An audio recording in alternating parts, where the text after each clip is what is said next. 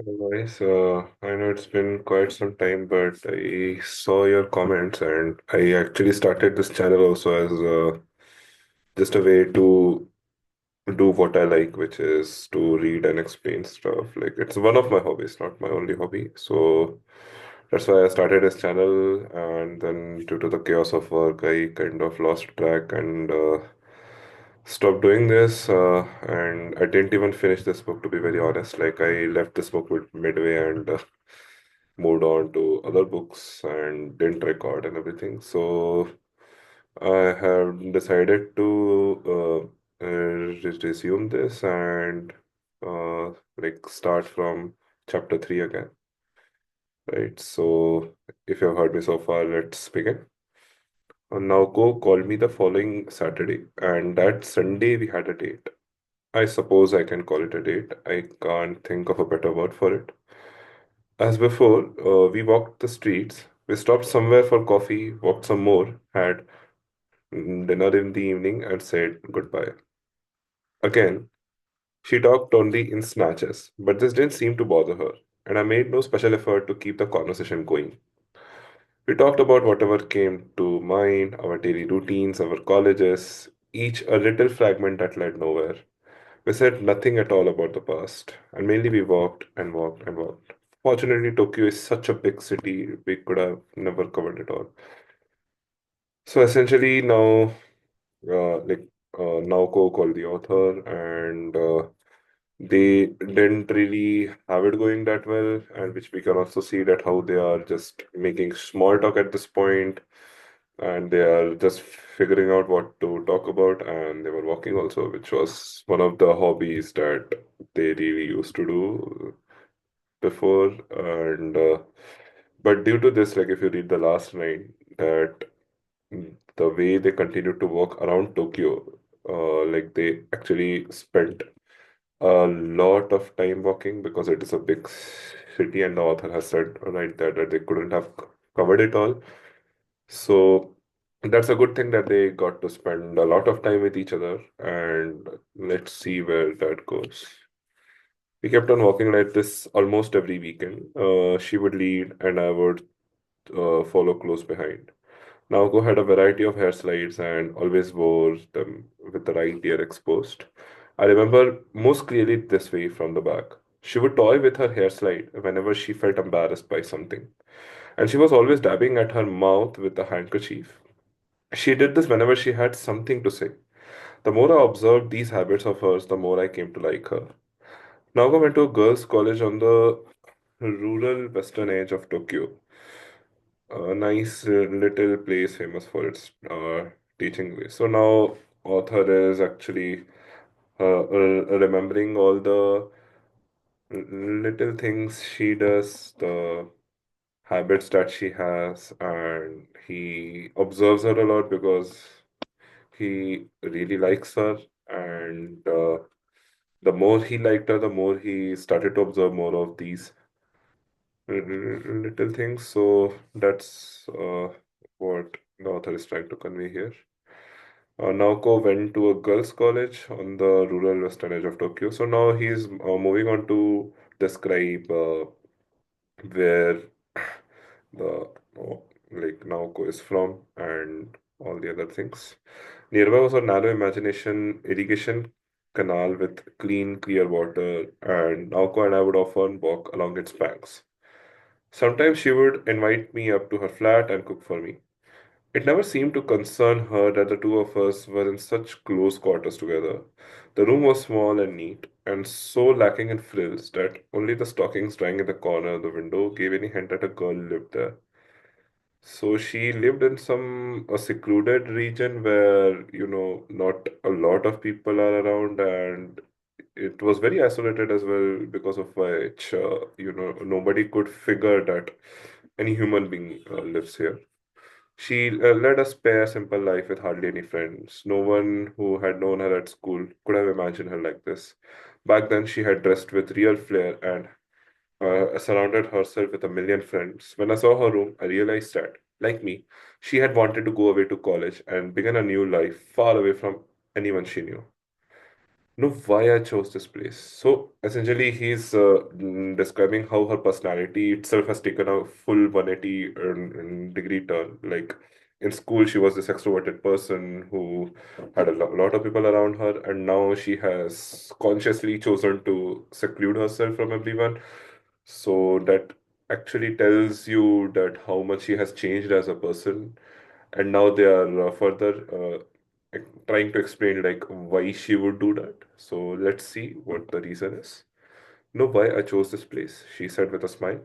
Because nobody from home was coming here. We were all supposed to go somewhere more chick. You know what I mean? My relationship with Naoko was not without its progress though. Little by little, she grew more accustomed to me and I to her. When the summer holidays ended and a new term started, Naoko began walking next to me as if it were the most natural thing in the world to do. She saw me as a friend now, I concluded, and walking side by side with such a beautiful girl was by no means painful for me. We kept walking all over Tokyo in the same meandering way, climbing hills, crossing rivers, railway lines, just walking and walking with no destination in mind. We forged straight ahead, as if our walking were a religious ritual meant to heal our wounded spirits. If it rained, we used umbrellas. But in any case, we walked. So now they are getting more into the depth of why walking meant so much to them, right? Like why walking was their favorite pastime and how it actually glued them together and how they were becoming more close with each like time that they walk together and like it become a ritual for them where without walking it wouldn't feel like it's their usual selves. Then came autumn and the dormitory grounds were buried in Selkova leaves. The fragrance of a new season arrived when I put on my first pullover. Having worn out one pair of shoes, I bought some new suede ones. I can't seem to recall what we talked about then. Nothing special, I expect. We continued to avoid any mention of the past and rarely spoke about Kizuki. We could face each other over coffee cups in total silence. Naoko liked to hear me tell stories about Stormtrooper. So, Stormtrooper, if you guys remember, was one of his roommates that we talked about in the previous chapters and one really crazy guy. Once he had a date with a fellow student, a girl in geography, of course, but came back in the early evening looking glum. Tell me, Watanabe, what do you think about with the girls? I don't remember how I answered him, but he had picked the wrong person to ask. In July, somebody in the dorm had taken down Stormtrooper's Amsterdam Canal scene and put up a photo of the Golden Gate Bridge instead. He told me he wanted to know if Stormtrooper could masturbate to the Golden Gate Bridge. He loved it, I reported later, which prompted someone else to put up a picture of an iceberg. Each time the photo changed in his absence, Stormtrooper became upset. Who the hell is doing it? He asked. I wonder, but what's the difference? They're all nice pictures. You should be grateful. Yeah, I suppose so. But it's weird. And yeah, that's how like all the hilarious things, all the crazy things were always done by Stormtrooper, and he would get mad also about someone else doing the crazy things and why it is not him being the center of attention and everything. So it is very hilarious if you tell such stories, and obviously, the stories of Stormtrooper made Naoko laugh. And that was a very rare thing to do because Naoko, in general, if you have been following the story, seems to be very sophisticated, seems to be very much into herself. Like back in the school days, also when she was extroverted, and now also when she has isolated herself. Like it is very tough to get emotions out of Naoko. Like she seems to be very devoid of emotions, although she might not be. But until now, it's very difficult to crack her. And when you tell hilarious stories to anyone, like let's say even your own friends, like you guys end up having a good time, right? So that is something that happens with friends, and it really seems at this point that The author is developing a bond like that with Naoko, which is a very good thing. Not many things succeeded in doing that. So I talked about him often, though I was not exactly proud of myself for using him this way. So now he has clearly mentioned that he was using him to get that emotion out of Naoko. He just happened to be the youngest son in a not too wealthy family who had grown up a little too serious for his own good. Making maps was one small dream of his one small life. Who had the right to make fun of him for that? I agree. By then, however, stormtrooper jokes had become an indispensable source of dormitory talk, and there was no way for me to undo what I had done. Besides, the sight of Naoko's smiling face had become my own special source of pleasure. I went on supplying everyone with new stories. Naoko asked me one time, just once, if I had a girl I liked. I told her about the one I had left behind in Kobe. She was nice, I said. I enjoyed sleeping with her and I miss her every now and then, but finally she didn't move me. I don't know, sometimes I think I've got this hard kernel in my heart and nothing much can get inside it. I doubt if I can really love anybody. Okay, and now the things start to get a little serious here. But I feel like the intention of Naoko asking this runs much deeper than just knowing if he likes Naoko. I'm sure Naoko knows by this time that he does, but Naoko is trying to get somewhere. Like, it is very difficult at this point to actually decipher Naoko's personality and intentions. Like, she has such a mysterious aura. Like you can think of n number of things at this point. You can think that Naoko actually wants to see how genuine Watanabe's feelings are, or Naoko actually knows what she's doing, but at the same time, wants some assurance, or you know, she just wants to get this out there, like no other intention. But interesting. Have you ever been in love? Naoko asked. Never, I said. She didn't ask me more than that. Wow. When autumn ended and cold winds began tearing through the city, Naoko would often walk pressed against my arm. I could sense her breathing through the thick cloth of her duffel coat. She would entwine her arm with mine, or cram her hand in my pocket, or when it was really cold, cling tightly to my arm, shivering. None of this had any special meaning. I just kept walking with my hands shoved in my pockets. Our rubber-soled shoes made hardly any sound on the pavement except for the dry crackling when we trod on the road with our sycamore leaves. I felt sorry for Naoko whenever I heard that sound. My arm was not the one she needed, but the arm of someone else. My warmth was not what she needed, but the warmth of someone else. I felt almost guilty being me. As the winter deepened, the transparent clarity of Naoko's eyes seemed to increase. It was a clarity that had nowhere to go. Sometimes Naoko would lock her eyes onto mine for no apparent reason.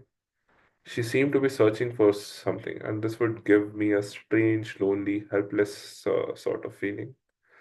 I wondered if she was trying to convey something to me, something she could not put into words, something prior to words that she could not grasp within herself, and which therefore had no hope of ever turning into words. Instead, she would fiddle with her hair slide, dab at the corners of her mouth with a handkerchief, or look into my eyes in that meaningless way. I wanted to hold her tight when she did these things, but I would hesitate and hold back. I was afraid I might hurt her, and so the two of us kept walking the streets of Tokyo, Naoko searching for words in space. The guys in the dorm would always tease me when I got a call from Naoko or went out on a Sunday morning.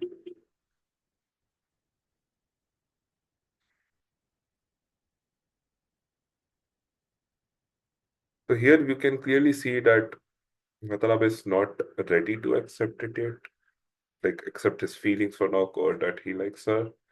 Although it is very clearly evident that he does, but that moment of hesitation, that moment of spark of not knowing what to do next and just taking a step back and just finding for words to speak when you actually have a lot of words to speak, but you don't want to because you don't know if they are the right words to speak in the first place. The guys in the dorm would always tease me when I got a call from Naoko or went out on a Sunday morning. They assumed naturally enough that I had found a girlfriend. There was no way to explain the truth to them and no need to explain it, so I let them think what they wanted to. I had to face a barrage of stupid questions in the evening. What position had we used? What was she like down there? What color underwear had she been wearing that day? I gave them the answers they wanted. And so I went from 18 to 19. And here, obviously, how all of the guy friends usually are, their thinking stops whenever their down brain works. So that's what happened here also. And if I was also in his place, I would also do the same thing. I would just tell them what they wanted to hear and get away with murder. And I wouldn't expect them to understand how I feel or tell them how I feel because I know for a fact that they won't. So yeah, and there's that. And so I went from 18 to 19. Each day the sun would rise and set, and the flag would be raised and lowered. Every Sunday I would have a date with my dead friend's girl. I had no idea what I was doing or what I was going to do. For my courses, I would read Claudel and Racine and Einstein, but they meant almost nothing to me. I made no friends at the lectures and hardly knew anyone in the dorm. The others in the dorm thought I wanted to be a writer because I was always alone with a book, but I had no such ambition. There was nothing I wanted to be. I tried to talk about this feeling with Naoko. She, at least, would be able to understand what I was feeling with some degree of precision, I thought. But I could never find the words to express myself. Strange, I seemed to have caught her word searching sickness. On Saturday nights, I would sit by the phone in the lobby waiting for Naoko to call. Most of the others were out, so the lobby was usually deserted. I would stare at the grains of light suspended in that silent space, struggling to see into my own heart. What do I want? And what did others want from me? But I could never find the answers. Sometimes I would reach out and try to grasp the grains of light, but my fingers touch nothing. So here the author is trying to tell how he was nihilistic, like pretty much didn't find any meaning in anything and wanted to explain it to Naoko because he feel Naoko is one of the few people who would understand, but at the same time he doesn't know how to tell her and he's just speechless there. I read a lot, but not a lot of different books. I like to read my favorites again and again. Back then it was Truman Capote, John of Take, Fitzgerald, Raymond Chandler, but I didn't see anyone else in my lectures at the dorm reading writers like that. They like Kazumi Takahashi, Kenzaburo Oe, Yukio Mishima, are a contemporary French novelist, which was another reason I didn't have much to say to anybody but kept to myself and my books. With my eyes closed, I would touch a familiar book and draw its fragrance deep inside me. This was enough to make me happy. So now author is describing his comfort zone and how like why he thinks other people won't understand or relate to him is because their choices are also different. And author seems kind of obsessed with the things that he likes, the stories that he likes, the authors that he likes, and we would get more into that. And you know that familiarity with the books that you like and that smell of a new book.